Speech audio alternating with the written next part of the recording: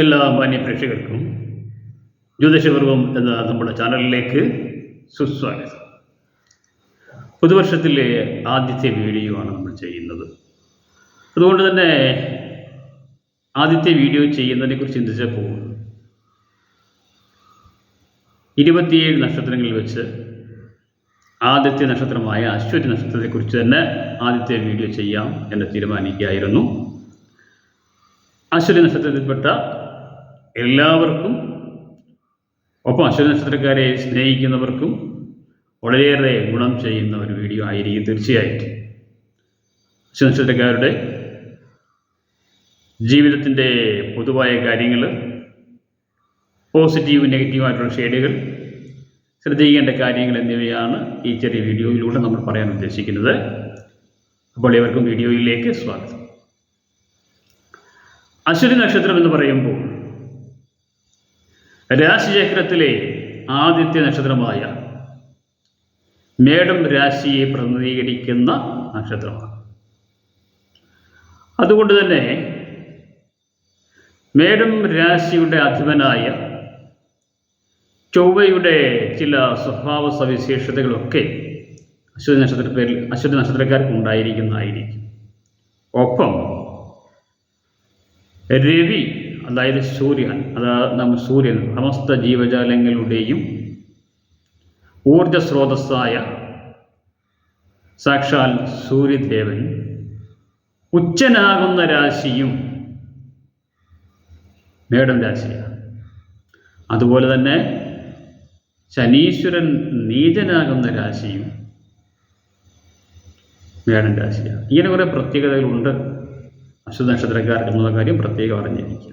എന്തായാലും മേടം രാശിയുടേതായ ഒരു സ്വഭാവ സവിശേഷത, അതായത് ചൊവ്വ എന്ന ഗ്രഹത്തിൻ്റെയും ഒപ്പം രവിയുടെയും ഒരു പരിധിവരെയൊക്കെ സ്വഭാവ സവിശേഷതകൾ അശ്വതി നക്ഷത്രക്കാരിൽ ഉണ്ടായിരിക്കുന്നതായിരിക്കും. അതിലെല്ലാം ഉപരി ഓരോരുത്തരും ഏത് ലഗ്നത്തിലാണോ ജനിക്കുന്നത് ആ ലഗ്നാധിപൻ്റെ സ്വഭാവമായിരിക്കും ഏറിയ കൂറും ഓരോ വ്യക്തികളിലും പ്രതിഫലിക്കുന്നത് എന്നുള്ള കാര്യം പ്രത്യേകം ശ്രദ്ധിക്കേണ്ടതാണ്. അതുകൊണ്ട് തന്നെ ഗ്രഹനിലയ്ക്കാണ് എപ്പോഴും പ്രാധാന്യം എന്ന കാര്യം ഓർക്കുക. എങ്കിലും ഫലം പറയുമ്പോൾ അശ്വതി നക്ഷത്രക്കാരുടെ സ്വഭാവ സവിശേഷതകളും ആകൃതിയും പ്രകൃതിയും ഒക്കെ സാമാന്യമായി പറയുമ്പോൾ നക്ഷത്രത്തിൻ്റെ അടിസ്ഥാനത്തിൽ ഏകദേശം ഒക്കെ ഒരുപോലെയൊക്കെ വരും. പക്ഷേ നമുക്കറിയാം, പല അശ്വതി നക്ഷത്രക്കാരെ നമുക്കറിയാം സ്വഭാവത്തിലേറെക്കുറെ ഒരുപോലെയൊക്കെ ആണെങ്കിലും ജീവിത വിജയത്തിലും ജീവിതത്തിൻ്റെ ഉയർച്ച താഴ്ചകളിലും ഭാഗ്യ നിർഭാഗ്യങ്ങളിലും ദാമ്പത്യ ജീവിതത്തിലുമൊക്കെയുള്ള വ്യത്യസ്തതകൾക്ക് കാരണം ഓരോരുത്തരും ജനിക്കുന്ന സമയത്തിനനുസരിച്ച് ഗ്രഹങ്ങൾ എവിടെയൊക്കെ നിൽക്കുന്നു എന്നുള്ളതിനെ അടിസ്ഥാനമാക്കിയാണ്. അതുകൊണ്ട് ഞാൻ ഒരിക്കൽ കൂടി പറയുന്നു, ഇത് പൊതുഫലമാണ്. പൂർണ്ണമായ ഫലം എപ്പോഴും ഗ്രഹനിലയെ അടിസ്ഥാനമാക്കിയായിരിക്കും. അപ്പോൾ നമുക്ക് വിഷയത്തിലേക്ക് വരാം. അശ്വതി നക്ഷത്രക്കാർ പൊതുവെ സുന്ദരന്മാരും സുന്ദരികളുമായിരിക്കും. ഉയർന്ന നാസിക, അതുപോലെ തന്നെ വിടർന്ന മനോഹരമായ കണ്ണുകൾ, ഇതൊക്കെ ഇവരുടെ ഒരു പ്രത്യേകതയാണ്. വശ്യമായ പുഞ്ചിരി, അതുപോലെ ആരെയും ആകർഷിക്കാൻ കഴിയുന്ന ഒരു പെരുമാറ്റത്തിൻ്റെ ഉടമയായിരിക്കും അശ്വതി നക്ഷത്രത്തിൽപ്പെട്ടവർ. അത് സ്ത്രീയായാലും പുരുഷനായാലും മറ്റുള്ളവർക്ക് ഇഷ്ടം തോന്നുന്ന ഒരു പ്രകൃതം ഇവർക്കുണ്ടായിരിക്കും എന്നുള്ളത് ഒരു സത്യമാണ്. അതുപോലെ തന്നെ ഇവർ പൊതുവെ ശാന്ത സ്വഭാവികളാണെന്ന് നമുക്ക് തോന്നുമെങ്കിലും ചില പ്രത്യേക സാഹചര്യങ്ങളിൽ ഇവരെ ഉഗ്രകോപികളായി മാറുന്നത് നമുക്ക് കാണാൻ കഴിയും. അതാണ് ചൊവ്വയുടെ ഒരു സവിശേഷ സ്വഭാവം ഇവർക്ക് ഉണ്ടായിരിക്കും എന്ന് പറഞ്ഞു. എന്നാൽ മറ്റുള്ളവർ ക്ഷോഭിക്കുന്ന അന്തരീക്ഷങ്ങളിൽ ഇവരെ വളരെ ശാന്തമായി കാണാൻ കഴിയുന്ന ഒരു പ്രത്യേക സ്വഭാവം കൂടി ഇവർക്കുണ്ടായി. മറ്റുള്ളവരെ നന്നായി ഉപദേശിക്കാനും മറ്റുള്ളവരുടെ പ്രശ്നങ്ങളിൽ ഇടപെട്ടാൽ അതിനുവേണ്ട പരിഹാരങ്ങൾ ചെയ്യാനും അശ്വതി നക്ഷത്രക്കാർക്ക് നന്നായി കഴിയുന്നതായിരിക്കും. പൊതുവെ ഇവർ മറ്റുള്ളവരുടെ പ്രശ്നങ്ങളിൽ ഇടപെടുന്നത് വളരെ കുറവായിരിക്കും. അങ്ങനെയാണ് കണ്ടുവരുന്നത്. അതായത് ഇവർ ഇൻട്രോവേർട്ടായിട്ടാണ് പലരെയും നമ്മൾ കാണുന്നത്.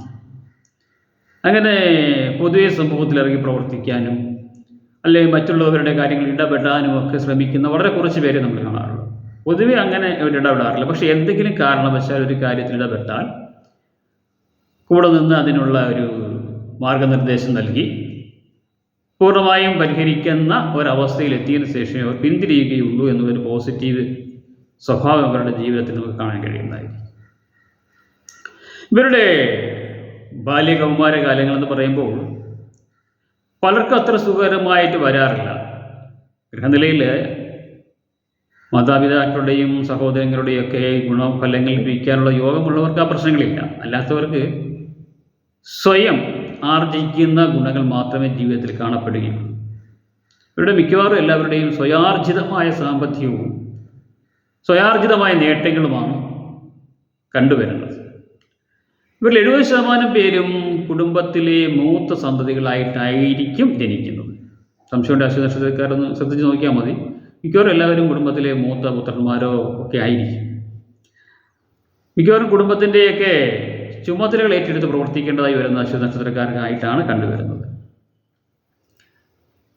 ഈ കാലഘട്ടത്തിലെ കുടുംബബന്ധങ്ങളുടെ ശൈഥില്യം മൂലമൊക്കെ എത്രത്തോളം ഒന്നും ബന്ധങ്ങളിൽ ഏറ്റെടുത്ത് പ്രവർത്തിക്കുന്നവരൊക്കെ കുറവായിരിക്കാം. എന്നിരുന്നാൽ പോലും പൊതുവെ അശ്വനക്ഷത്രക്കാർ കുടുംബങ്ങളുടെ നാഥന്മാരായിട്ടൊക്കെ മാറുന്നത് കണ്ടുവരാറുണ്ട്. ഇവര് എല്ലാ മേഖലകളിൽ നന്നായി ശോഭിക്കാൻ കഴിയുന്നവരാണ്. കർമ്മമേഖലയെക്കുറിച്ച് പറയുമ്പോൾ മിക്കവാറും എല്ലാ മേഖലകളിലും ശോഭിക്കുന്നവരായിട്ടാണ് അശ്വനക്ഷത്രക്കാരെ കാണുന്നത്. നല്ല കലാകാരന്മാരാകാൻ കഴിവുള്ളവരാണ്. ഗൃഹനിലയിൽ അത്തരം യോഗങ്ങളുള്ളവർക്ക് അതിപ്രശസ്ത കലാകാരന്മാരാകാൻ കഴിയും. രാഷ്ട്രീയത്തിൽ നന്നായി ശോഭിക്കുന്ന അശ്വനക്ഷത്രക്കാരുണ്ട്. അപൂർവമാണെന്ന് മാത്രമേ ഉള്ളൂ. നന്നായി ശോഭിക്കാൻ കഴിയുന്നവരാണ്. അതുപോലെ തന്നെ ഇവർക്ക് ഏറ്റവും ശോഭിക്കുന്ന ചില മേഖലകൾ എടുത്തു പറയാവുന്നത്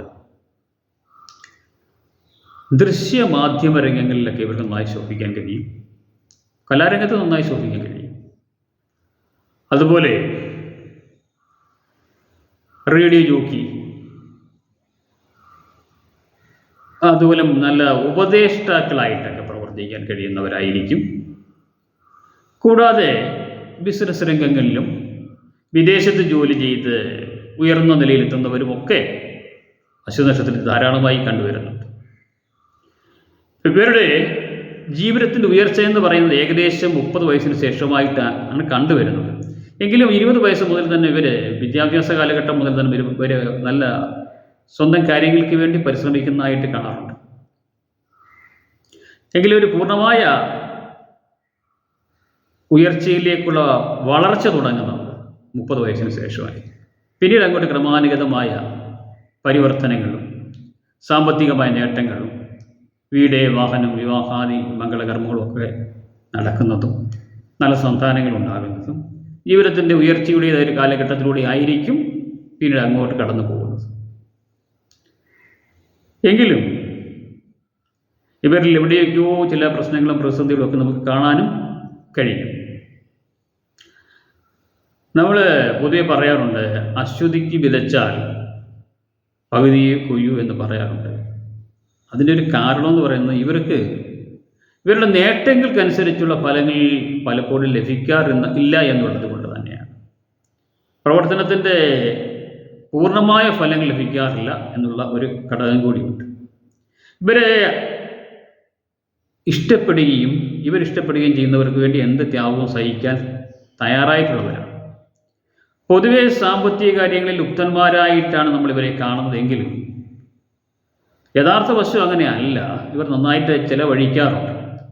അതുപോലെ തന്നെ ഇവരിഷ്ടപ്പെടുന്നവർക്ക് വേണ്ടി ഒരു സാമ്പത്തികമായി സഹായിക്കാനും ഒക്കെ ശ്രമിക്കാറുണ്ട്. ഇങ്ങനെയൊക്കെയുള്ള ഒരുപാട് ധാരാളം ഗുണങ്ങളുള്ള നക്ഷത്രക്കാരാണ് അശ്വനക്ഷത്രക്കാർ. ഇവരുടെ വിവാഹ ജീവിതത്തെക്കുറിച്ച് പറയുമ്പോൾ ഇവരുടെ വിവാഹ ജീവിതത്തിൽ പറയത്തക്ക സന്തുഷ്ടി കാണപ്പെടുന്നില്ല എന്നുള്ളതൊരു യാഥാർത്ഥ്യമാണ്. അവർ അപൂർവം പേരേ ഉള്ളൂ പൂർണ്ണമായ സൗഭാഗ്യങ്ങളോടുകൂടി വിവാഹ ജീവിതത്തിന് ശേഷം വലിയ പ്രശ്നങ്ങളൊന്നും ഇല്ലാതെ കടന്നു പോകുന്നത്. എന്നാൽ നേരെ മറിച്ച് പലരുടെയും വിവാഹ ജീവിതത്തിൽ പല വിധത്തിലുള്ള പ്രതിസന്ധികൾ വന്നുപെടാറുണ്ട്. അതുകൊണ്ട് തന്നെ വിവാഹ കാര്യങ്ങളിലൊക്കെ നന്നായി നോക്കി കണ്ടുമൊക്കെ പോകേണ്ട അത്യാവശ്യമാണ്. ഇവരുടെ നെഗറ്റീവ് ഷെയ്ഡുകളെക്കുറിച്ച് എടുത്തു പറയുകയാണെങ്കിൽ ഇവർ ഇടപെടേണ്ട സാഹചര്യങ്ങളിൽ പലപ്പോഴും മൗനം പാലിക്കാറുണ്ട്. ഇവരിടപെടേണ്ട കാര്യങ്ങളിൽ പോലും ഇവർ മൗനം പാലിക്കാറുണ്ട്. അതൊരു നെഗറ്റീവ് ഷെയ്ഡ് തന്നെയാണ്. ഇവരുടെ ഇൻട്രോവേർട്ട് സ്വഭാവം പലപ്പോഴും ഇവർക്ക് തിരിച്ചടിയായി മാറാറുണ്ട്. അതൊക്കെ ശ്രദ്ധിക്കേണ്ടതാണ്. അതുപോലെ തന്നെ ഇവർ ലുബ്ധന്മാരെന്ന് പേര് കേൾപ്പിക്കുമെങ്കിലും ഇഷ്ടപ്പെടുന്നവർക്ക് വേണ്ടി പണം മുടക്കാൻ തയ്യാറായതുകൊണ്ട് തന്നെ ഇവരെ പലരും പറ്റിക്കാറുണ്ട്. അത് വളരെയേറെ ശ്രദ്ധിച്ചു പോകേണ്ട ഒരു ഘടകമാണ്. സമ്പത്ത് കയ്യിൽ നിന്ന് പോയാൽ തിരിച്ചു കിട്ടാൻ വളരെ പ്രയാസമുള്ളവരാണ് അശ്വതി നക്ഷത്രക്കാരെന്ന കാര്യം മനസ്സിലാക്കിയിരിക്കേണ്ടതുമാണ്. ഇതൊക്കെ ഇവരുടെ നെഗറ്റീവ് ഷെയ്ഡിൽ എടുത്തു പറയാവുന്ന കാര്യങ്ങളും ശ്രദ്ധിക്കേണ്ട കാര്യങ്ങളുമാണ്. അതുപോലെ തന്നെ ഏതെങ്കിലും ലഹരി വസ്തുക്കൾക്ക് അടിപ്പെട്ടാൽ തിരിച്ചു വരാൻ പ്രയാസമുള്ള നക്ഷത്രക്കാരായിട്ടാണ് അശ്വതി നക്ഷത്രക്കാരെ പൊതുവെ കണ്ടുവരുന്നത്. അത്തരം കാര്യങ്ങളിൽ ചാടാതിരിക്കാൻ പരമാവധി ശ്രദ്ധിക്കേണ്ടതുമാണ്. ഇനി അശ്വതി നക്ഷത്രപ്പെട്ട സ്ത്രീകളെക്കുറിച്ച് പറയുകയാണെങ്കിൽ ഏറ്റവും നല്ല കുടുംബിനികളായിട്ട് കണക്കാക്കപ്പെടുന്നതും കണ്ടുവരുന്നു അശ്വതി നക്ഷത്രക്കാരികളായ സ്ത്രീകളെയാണ്. അതുകൊണ്ടാണ് അശ്വതി അച്ചി പിറക്കണം എന്ന് പണ്ടൊരു ചൊല്ലുള്ളത്. കാരണം അശ്വതി നക്ഷത്രപ്പെട്ട സ്ത്രീകളെന്ന് പറയുമ്പോൾ കുടുംബകാര്യങ്ങളിൽ അതുപോലെ നല്ല പതിവ്രതകളും ഭർത്താവിനോട് വളരെ സ്നേഹമുള്ളവരും നല്ല സന്താന സൗഭാഗ്യം ഉള്ളവരും കുടുംബജീവിതത്തിൽ എന്ന പോലെ തന്നെ ഔദ്യോഗിക രംഗത്തൊക്കെ നന്നായി സൂക്ഷിക്കുന്ന സ്ത്രീകളായിരിക്കും. ഗൃഹത്തിലേക്ക് അനുകൂലമായിട്ടുള്ളവരാണെങ്കിൽ വളരെ ഉയർന്ന നിലയിൽ എത്തിച്ചേരുകയും ചെയ്യാറുണ്ട്. ഇതാണ് പൊതുവെ അശ്വതി നക്ഷത്രക്കാരെക്കുറിച്ച് പറയാവുന്ന ഗുണകരമായിട്ടുള്ള കാര്യങ്ങളും അല്പം ദോഷകരമായിട്ടുള്ള കാര്യങ്ങളും എന്ന് പറയാവുന്നതാണ്. ഇനിയും ഇവരുടെ ജീവിതചക്രം കൂടി ഒന്ന് നമുക്ക് നോക്കാം. അതായത് അശ്വതി നക്ഷത്രക്കാർ ജനിക്കുന്ന കേതുർദശയിലാണ്. ഏകദേശം 4 വയസ്സ് വരെ കേതുർദശയായിരിക്കും. പൊതുവെ 7 വർഷമാണെങ്കിലും ഒരു 4-5 വയസ്സ് വരെയൊക്കെ കേതുർദശയായിരിക്കും. പിന്നീട് 20 വർഷം ശുക്രദശാകാലമാണ്. ആ കാലഘട്ടം വളരെ ഗുണകരമായിട്ട് തന്നെ പോകുന്നതായിരിക്കും. പിന്നീട് രവിദശാകാലം, ആ കാലഘട്ടത്തിൽ ഇവർക്ക് ജോലി ലഭിക്കുന്നതൊക്കെ ആയിരിക്കും, ജോലിയൊക്കെ ലഭിക്കുന്നതായിരിക്കും. പിന്നീട് വരുന്ന ചന്ദ്രദശാകാലം, അത് കഴിഞ്ഞ് വരുന്ന ചൊവ്വയുടെ ദശാകാലം, രാഹു ദശാകാലം, ഏറ്റവും ഒടുവിൽ വ്യാഴദശാകാലം എന്നിങ്ങനെയായിരിക്കും ഇവരുടെ ഒരു ജീവിതചക്രം കടന്നു പോകുന്നത്. പ്രധാനമായിട്ടും ശ്രദ്ധിക്കേണ്ടത് കേതുദശയിലാണ് ജനനം എന്നുള്ളത് കൊണ്ട് തന്നെ ഗണപതി ഭഗവാനെ വണങ്ങേണ്ടതും അതുപോലെ ഗണപതി ഹോമം പോലെയുള്ള കർമ്മങ്ങളൊക്കെ ക്ഷേത്രങ്ങളിലോ വീട്ടിലോ നടത്തുന്നതൊക്കെ ഉചിതമായിരിക്കും. അതുപോലെ ദുർഗാദേവിയും ഭദ്രയെയും ഒക്കെ ഉപാസിക്കുന്നതും പ്രാർത്ഥിക്കുന്നതുമൊക്കെ ഗുണകരമായിരിക്കും. പിന്നെ അവരവരുടെ ഇഷ്ടദൈവങ്ങളെ പ്രീതിപ്പെടുത്തി മുമ്പോട്ട് പോവുക.